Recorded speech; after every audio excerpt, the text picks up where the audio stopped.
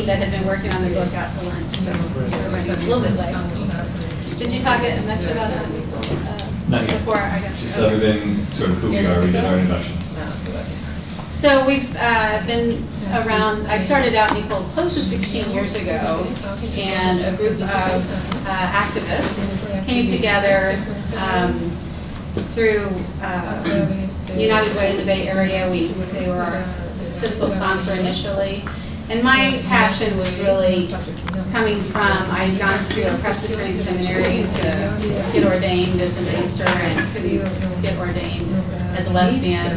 So I had a lot of passion about people being able to do whatever work they chose to do. I'm sorry, what church was it? Presbyterian, Protestant church.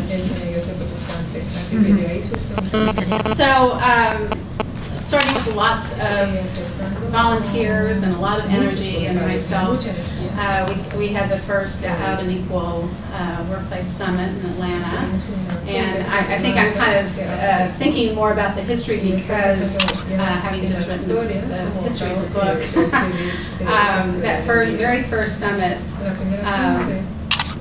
as soon as the production team learned that we were an LGBT organization, they just put all the microphones down and left. And so we were kind of scrambling to pull together a summit.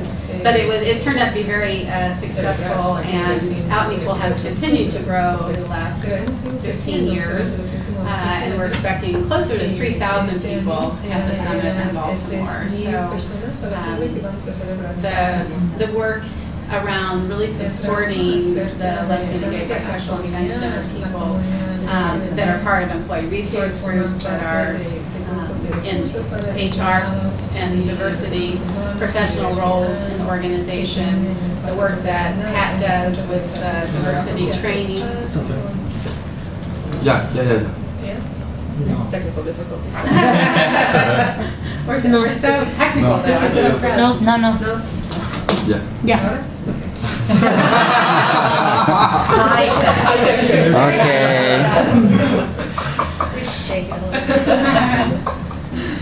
It's been exciting to see the growth of the organization over the last number of years, and it's really only been in the last, over the last couple of years, we've had more and more countries represented at our annual summit. The last few years, 25 to 30 countries are represented, and so we've begun to grow into a global organization, but it's just been the last year that we kind of said we are, in fact, an international organization. But we've really kind of started our work in Europe, and doing some work in Asia and India. And in September, I'll be in Cancun speaking at an event there in Mexico. So it'll be our first, Pat's been to Central America. We've been to Latin America just a little bit, so we're delighted to have this ongoing conversation with all of you. But it just gives you a little background, and I'm happy to answer questions. I think, Kevin, were you going to say a little bit more about the organization and what we do today? One other person I'd like to introduce who just joined us is Julie Beach. Julie has responsibility for our career services part programming. And if you would talk to us a little bit more quickly about who you are and...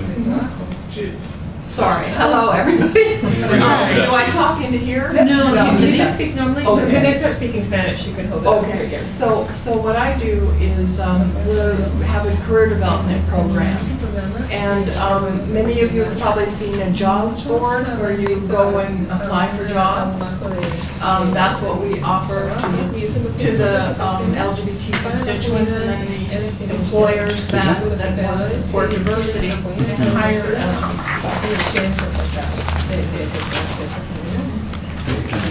So talk a little bit more about the organization as a whole, and my colleagues may jump in and correct me or add as we go along.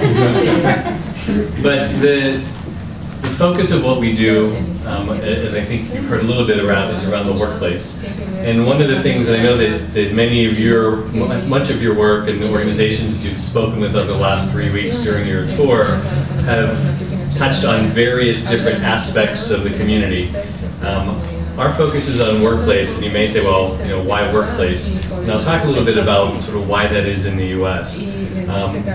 You know, from our perspective, in order to, as an opportunity or as an avenue to make change for the LGBT community as a whole, workplace is a pretty important component, and one that's been very successful in the United States.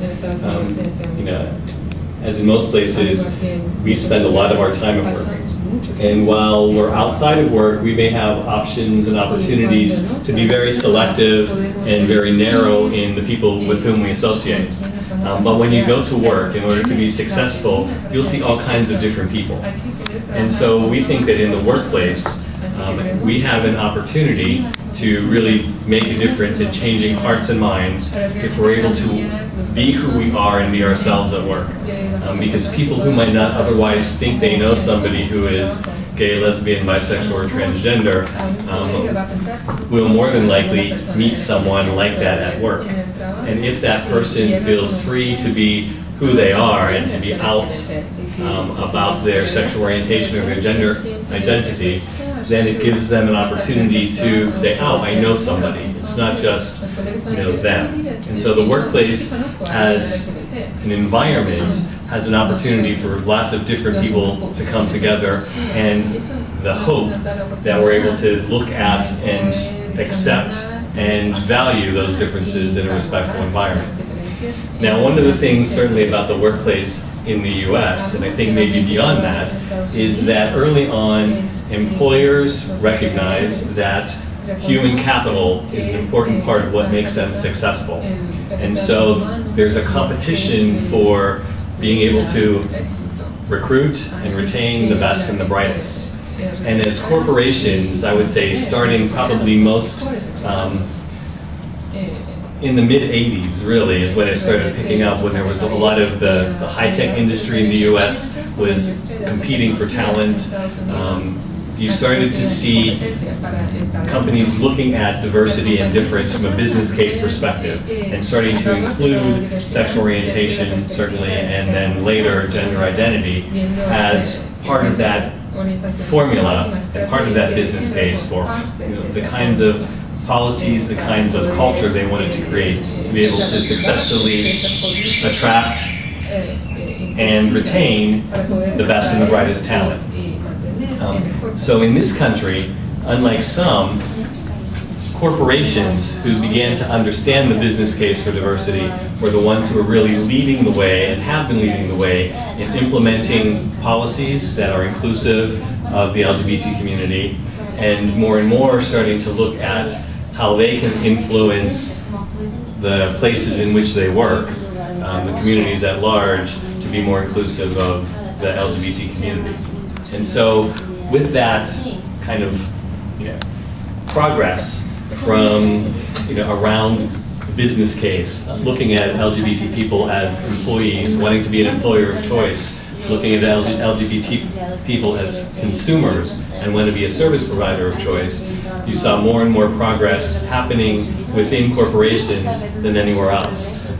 One of the things we've been trying to do in the US, for example, for a long time has been trying to get legislation at the federal level that prevents discrimination based on sexual orientation and gender identity. And as you probably heard from some of your earlier meetings at the beginning of your trip in Washington, that's still something that we've not succeeded in doing. But we have been able to move change within the US, within the corporations, and Out and Equal has been a part of that conversation and a leader in shaping the dialogue and helping companies understand what the issues are, what the values are of being an inclusive workplace for its LGBT employees, and the importance and the responsibility they have as holders of resources and power to be able to influence beyond their corporate walls to make a difference for the LGBT community wherever they do business. Like Celeste mentioned, our focus initially was around the workforce in the United States, but more and more as we deal with multinationals and transnationals, we're seeing that as they're beginning to look beyond the US and how they would extend their inclusion policies to different parts of the world. You know, what is it that they need to be thinking about? What are those issues that are specific to particular cultures, particular countries. And one of the things that we do programmatically, and we'll talk a little bit more about our different programs, is basically convene employers, employees to talk about, what are those challenges, what are the best practices, what are they finding that works, that will make a difference in the workplaces wherever they do business. So while there are some countries that may have the right legislation in place, when we look, for example, to Spain as a place where they have marriage equality and they have the right laws on the books, but the culture within the workplace still isn't at the point where people feel they can be safe and out and respected at work. And I'm sure that's something that you've seen in a number of different companies. So even within corporations, step one is often getting the right policies in place. But one of the things that we do and work with corporations is how do you make the actual experience in the workplace reflective of the intent behind those policies.